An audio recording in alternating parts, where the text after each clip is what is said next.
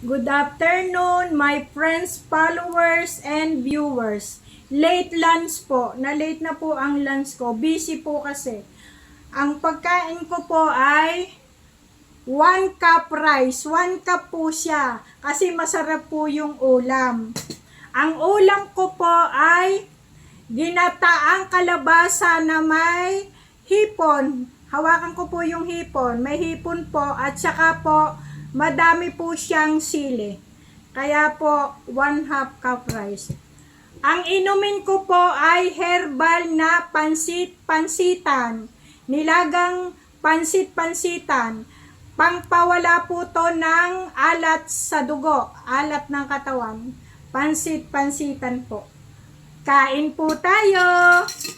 Yummy! Paborito ko po ito, hipon. Tsaka ginataang kalabasa. Yan po, oh, kain po. Yummy. Ito, malasang malasa.